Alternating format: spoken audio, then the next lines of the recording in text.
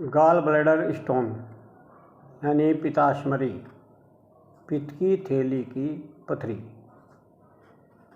आजकल मशीनों का युग है और मशीनों के कारण आदमी आलसी हो गया है। शारीरिक कार्य बिल्कुल बंद कर दिया है।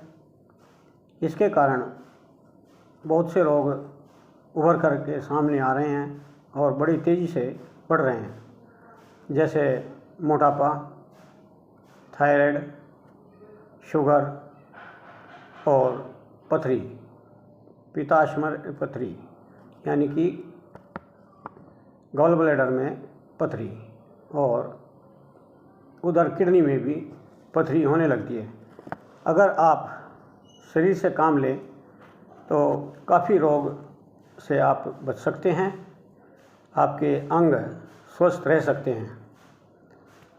पथरी होने के दो कारण हैं, आलस के कारण या लाइफ स्टाइल के कारण, आपके खान पीन के कारण पित्त का खराब होना, पित्त बिगड़ जाना, या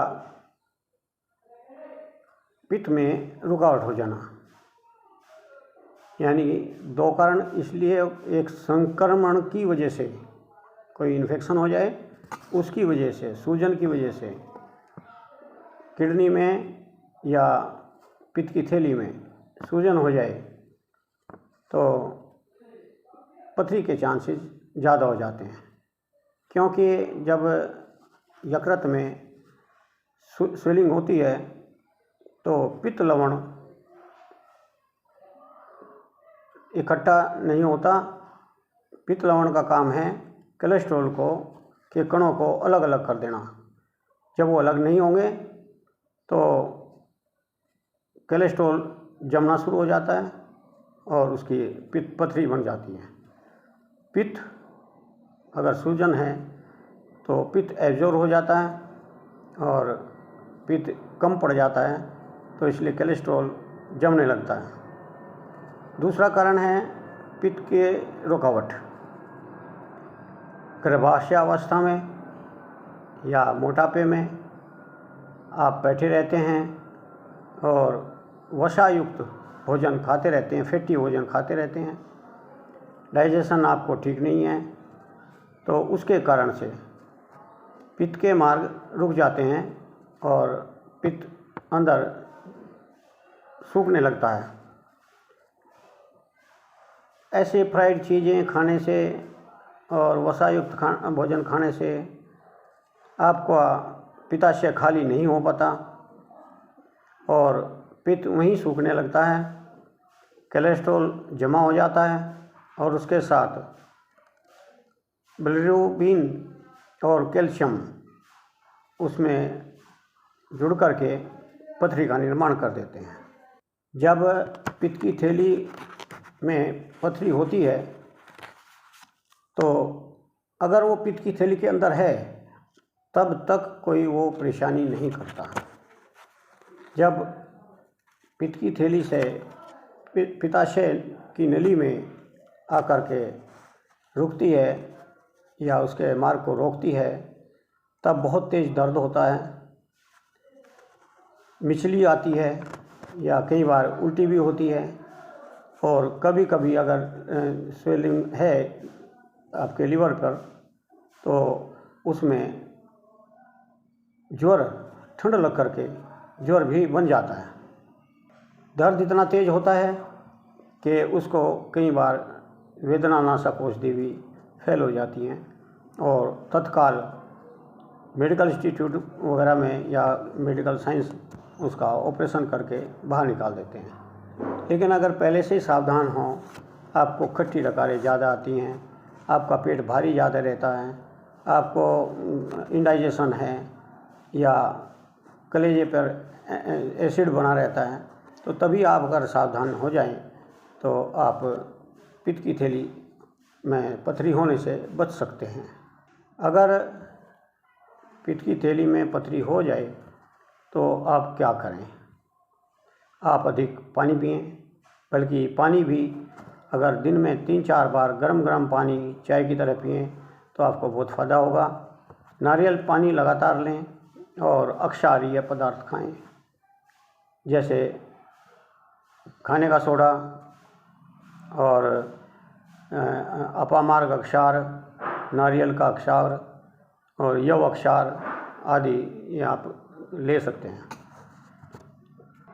आप जैतून का तेल सवेरे खाली पेट दूध में डाल करके हफ्ते में 2-3 बार ज़रूर लें। अगर आपको एसिडिटी रहती है या फिर पता लग जाए कि आपके पित्त की थैली में पथरी है, भले ही दर्द ना हो, तो उसका आप उपचार ज़रूर करें।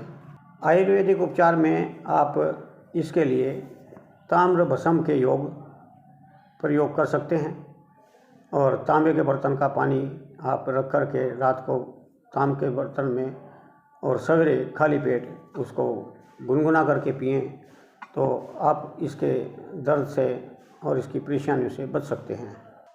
जब आपका ऊपर पेट के ऊपर का भाग भारी रहने लगे तो उसको कभी कभी आप सिकाई भी करते रहें। अब मैं आपको एक योग बताऊंगा जिससे आपकी पथरी बाहर आ सकती है।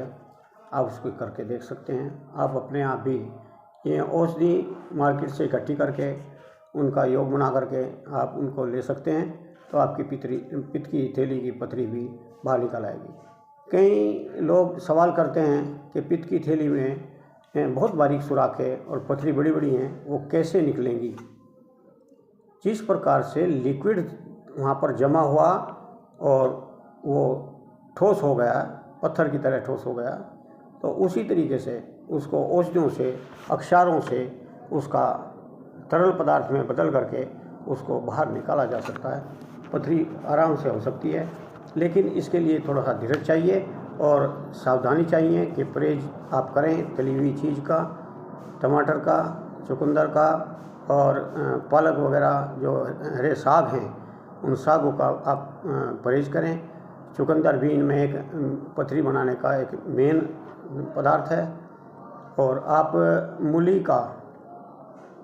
का स्वारस निकाल करके आप उसको बराबर का उसमें नींबू का स्वारस यानी उसका रस निकाल करके उसमें फिर आप सेंधा नमक थोड़ा डालकर उसकी शिकंजी सी बना करके पानी में शिकंजी सी बना करके आप लेते रहें तो आपकी पथरी में काफ़ी आराम मिलेगा। अब मैं बताता हूँ आपको वह योग जिसके लिए आप प्रतीक्षा कर रहे हैं। पिताश्मरी भंजन मिश्रण इसका योग है, का नाम है। आप इस योग को भूलें नहीं, लिख लें इसको और कभी काम आए आपके पास अड़ोस पड़ोस में किसी के, तो उसको बताएं। किसी का भला हो तो अच्छा है। मैं परमात्मा से प्रार्थना करता हूँ कि मेरा ये योग 100% उनको सफल हो, वो ऑपरेशन से बचें, अपने दर्दनाक इस रोग से बचें। अब आप लिखें बेल पत्थर की भस्म 1 भाग, यानी कि अगर आपने 100 ग्राम बनाना है तो उसके हिसाब से 1-1 भाग आप उनका डिवाइड करके उतनी ही मात्रा लें।